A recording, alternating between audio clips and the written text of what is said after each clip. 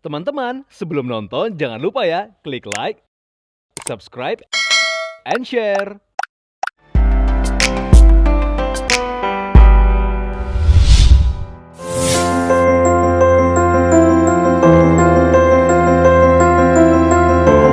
Viewers, menjalani pendekatan yang singkat sebelum menikah, tentu ada banyak penyesuaian dan adaptasi yang harus dilalui setiap pasangan suami istri.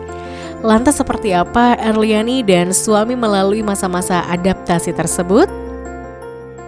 Awal mau nikah tuh sempat ragu karena dia tuh orangnya kayak angkuh, terus kurang perhatian, kayak sombong gitu ya, kayak cuek banget gitu ya. Tapi ternyata justru semakin bertambah tahun usia itu dia semakin bikin aku jatuh cinta gitu. Cie. Karena dia ternyata sosok laki-laki yang benar-benar memuliakan istri, benar-benar sayang sama istri, kayak apa ya, kayak ketika kayak semua orang jahat sama aku, saat ada dia ya aku merasa dunia ini baik-baik aja gitu, karena dia selalu ada dan selalu menguatkan aku. I love you. Sosok yang maunya dimanja. Jadi saya juga manja banyak bunda, makanya sampai sekarang itu bunda nggak saya kasih buat nyetir mobil sendiri. Saya yang harus nyetirin, mau kemana pun ya masih sama saya gitu. Jadi bunda itu sosok yang kadang-kadang nyebelin tapi ngangenin.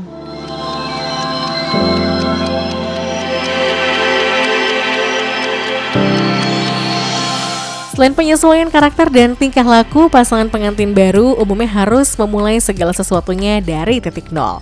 Lantas pernahkah Erliani dan suami merasakan kesulitan secara finansial?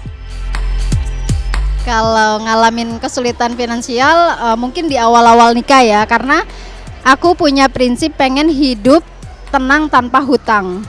Jadi pokoknya sesulit apapun hidup aku bilang sama dia pengen hidup tanpa hutang. Jadi memang perjuangan dia untuk bisa menikah aku itu lumayan berat, karena saat menikah aku tuh dia udah punya mobil, rumah tapi kreditan. Dan syarat buat dia nikah sama aku minta semuanya itu untuk dikembalikan ke bank.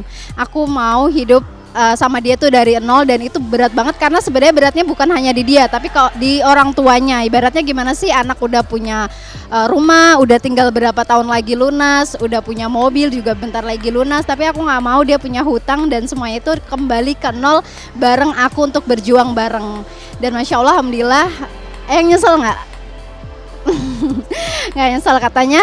Dulu kan dia nggak mungkin kita tuh bisa punya rumah, punya mobil kalau nggak ngutang, kalau kata suami. Tapi akhirnya pas di masa pandemi itu suamiku tuh sampai bilang kayak gini, Bun ternyata bener ya prinsip nggak punya hutang itu tenang. Kebayang kayak teman-teman kita waktu masa pandemi pada kelabakan nyari hutangan untuk bisa nyicil bank, untuk bisa bayar investor dan yang lain sebagainya. Tapi kita meskipun mungkin ada penurunan, tapi kita bangun tidur itu tenang, nggak punya hutang, nggak punya beban gitu. Di situ kayak ayah akhirnya bersyukur menuruti kata-kata aku untuk kembali ke nol, untuk tidak punya hutang gitu. Kita memang sama-sama punya jiwa pembisnis alhamdulillahnya. Jadi kurang lebih mungkin 1 tahun kurang ada ya, nggak nyampe 1 tahun itu kita kayak ngontrak, kadang numpang di kakak karena belum punya rumah. Tapi di situ kita sambil bisnis, sambil waktu itu buka resto sambil bisnis, akhirnya bisa punya rumah. Terus dari bisnis-bisnis yang kecil-kecil itu juga kita jadi bikin brand BL Kosmetik itu yang alhamdulillah ya sekarang udah sebesar ini.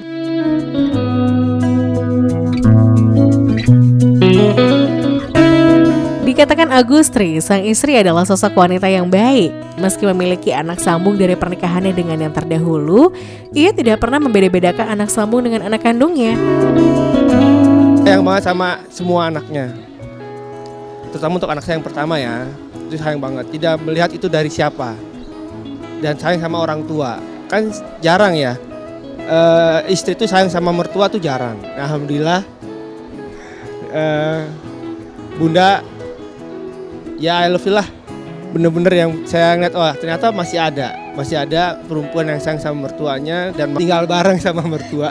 Jadi karena memang aku kan perantau ya, jadi memang jauh dari orang tua. Justru aku tuh dulu berdoa banget pengen punya suami dan pengen tinggal sama mertua supaya aku ngerasain gimana sih rasanya punya ibu, punya ayah gitu. Dan alhamdulillah punya suami juga, ayah ibunya itu baik banget.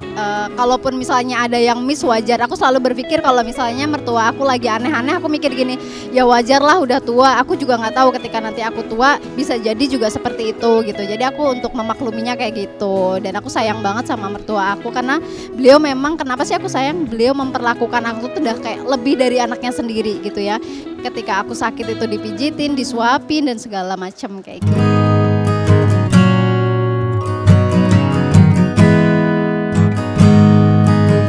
Setiap rumah tangga pasti pernah mendapati kerikil maupun batu besar dalam pernikahannya. Seperti apa pasangan ini menyikapi setiap permasalahan dalam rumah tangganya?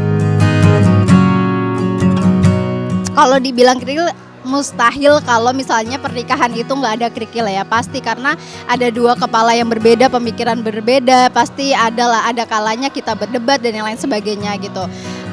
Tapi alhamdulillah tuh kalau masalah rumah tangga, anak atau apa tuh kita memang udah kompak. Karena apa? Karena di awal pernikahan kita udah sepakat tentang segala hal. Kayak misalnya hal sepele ya. Hal sepele tentang kerahasiaan password sosmed, pin handphone, itu semuanya kita saling tahu dan harus tahu. Bahkan suami aku sendiri bilang kayak gini, pokoknya bunda, ayah minta dijagain karena ayah tuh sadar ayah manusia biasa. Kalau misalnya ayah nggak dijagain, ayah bisa hilaf gitu. Jadi aku tahu password dia, aku tahu semuanya sosial media ada di handphone saya juga, jangan macam-macam ya. Debat apa lebih ke bisnis, karena aku sama-sama punya jiwa pemimpin. Ayah punya jiwa pemimpin, aku juga seorang yang mandiri ya, udah terbiasa menjadi perantau dan pejuang. Jadi sama-sama punya ego masing-masing. Tapi kita juga punya kesepakatan dalam hal ini. Jadi kita pernah sepakat itu, pokoknya kita nggak boleh marahan sampai batas sholat selanjutnya gitu. Kalau misalnya kita marahannya maghrib itu kan mepet banget ya, jadi harus segera baikan sebelum isya.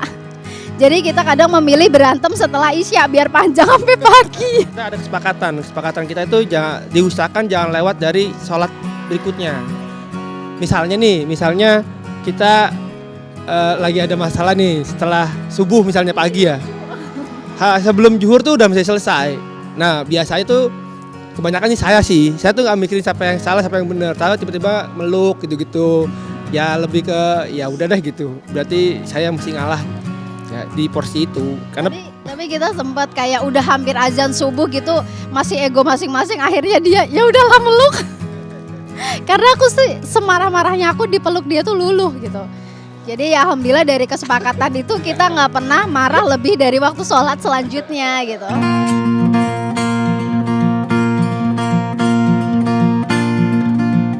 Berkecimpung dan berprofesi di dunia yang sama, yakni sama-sama sebagai pengusaha dan juga kemana-mana bersama.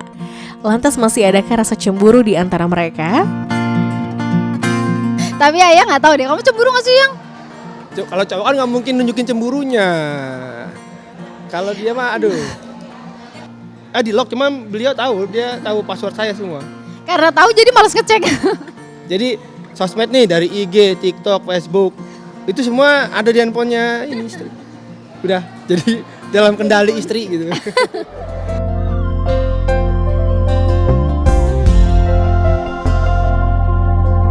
Berangkat dari background yang sama-sama pernah mengalami kegagalan dalam rumah tangga, pasangan ini lebih berhati-hati lagi dalam melangkah. Tentu agar tidak lagi terjadi kegagalan di pernikahan yang sekarang ini. Dan ada banyak cara yang dilakukan demi menjaga pernikahan mereka. Satu di antaranya yaitu bersikap romantis. Seperti apa Agustri memperlakukan belahan jiwanya ini? Ayah memang cuek, tapi ayah bilang sejak nikah aku tuh dia mengimbangi aku, akhirnya dia romantis. Dia sadar kayak aku tuh masa kecilnya kurang kasih sayang. Jadi aku ngerasa ayah tuh romantisnya tuh bener-bener dalam bentuk semua semua bahasa cinta akhirnya.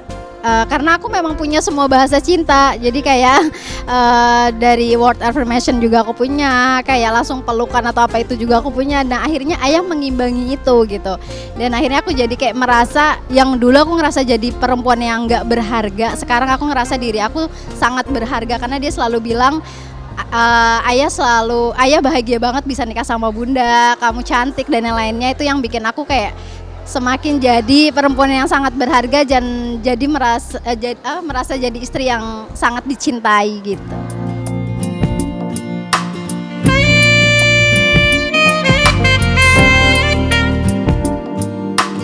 Hampir 1 dekade sudah pasangan ini bersama. Tentu ada banyak suka duka, canda tawa yang telah dilalui keduanya.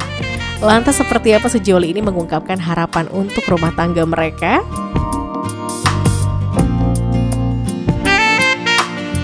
Harapan dalam pernikahan yang udah hampir 10 tahun ini tentu kita pengen sama-sama makin lebih baik, makin sayang meskipun uban di mana-mana. Karena apa ya, kita udah sama-sama saling memperbaiki diri lah. Apa sih yang dicari di dunia ini kalau bukan untuk bekal akhirat gitu. Ayah selalu bisikin aku ayah sayang banget sama Bunda, dia pengen banget bisa sama-sama sama Bunda sampai akhirat. Itu yang selalu bikin kita kayak makin dekat ya sayang ya. Mudah-mudahan itu bisa terus kita genggam, mudah-mudahan itu yang bikin rumah tangga kita langgeng. Meskipun Bunda nanti udah keriput, ayah harus tetap manggil sayang. Meskipun ayah ubanan, aku juga tetap cinta. Kalau saya sih alhamdulillah ya banyak belajar dari Bunda. Dulu tuh saya orang yang paling suka sama barang. Mobil tuh nggak boleh yang namanya kotor, lecet tuh nggak boleh sama sekali. Cuma saya ingat kata-katanya Bunda cuma gini doang bahasanya, ya kan semua titipan. Terus kenapa gitu aja jadi marah banget gitu? Udah akhirnya sekarang saya oke, sekarang lebih gampang untuk mengikhlaskan. Jadi saya belajar banget dari Bunda ya, jiwa petarungnya, jiwa ikhlasnya, dan jiwa sayang sama keluarga yang benar-benar mungkin ya saya dapat di saat ini di Bunda gitu. I love you, Bun. Love you.